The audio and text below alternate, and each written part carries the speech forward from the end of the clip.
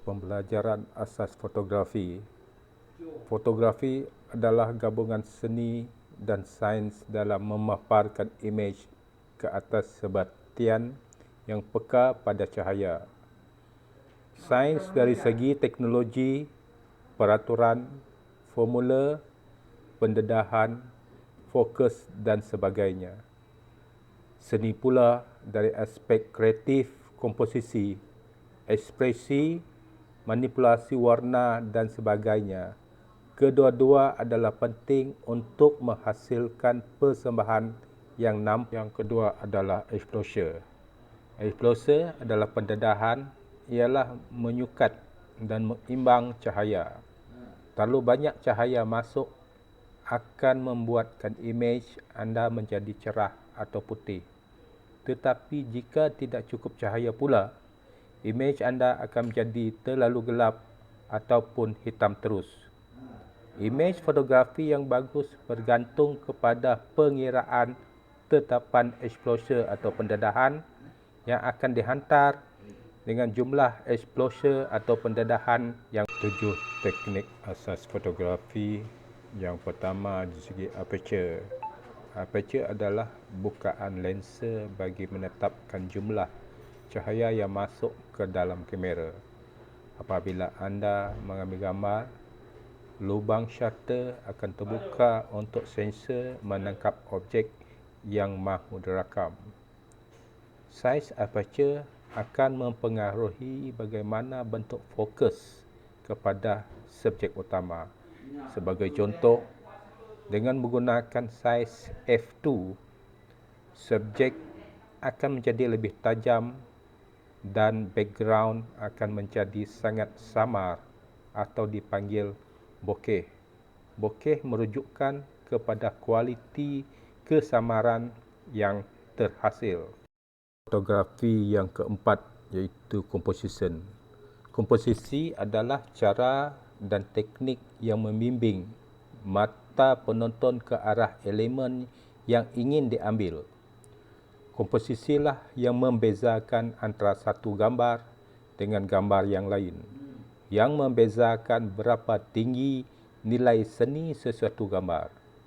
Elemen dalam komposisi seperti perspektif, framing, background, foreground, rules of third, garisan, bayang, panning amat perlu dititik beratkan, iaitu shutter speed.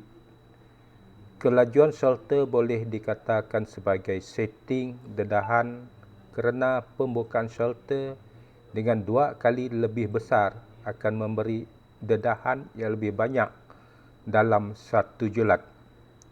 Kelajuan shutter yang tinggi seperti 1/1000 akan menghentikan subjek yang bergerak. Kelajuan yang rendah seperti 1/10 akan merakam pergerakan objek dengan samar, iaitu kabur. Kelajuan shutter merujuk kepada tempoh bukaan aperture, biasanya dikenali sebagai 1/60, 1/200.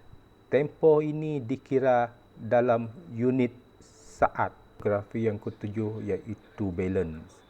Balance adalah kaedah. Ini menunjukkan teknik mengimbangkan gambar yang diambil di mana setiap nada, jisim, bentuk, pokok, angka batu, bangunan, talian atau bayangan menyumbang sejumlah berat badan yang perlu disusun dengan betul dalam komposisi untuk memberi gambar kira-kira.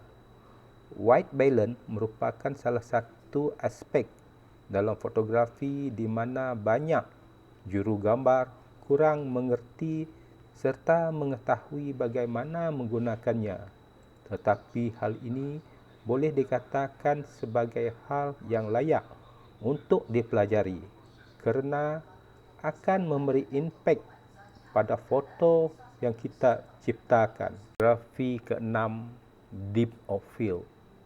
Depth of field dipengaruhi oleh nilai aperture dan jarak juru kamera dari subjek ataupun panjang lensa yang digunakan.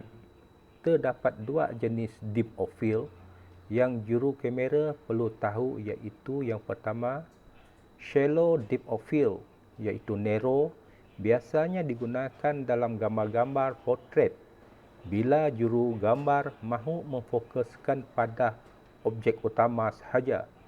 Oleh itu, bahagian belakang atau background perlu dikaburkan.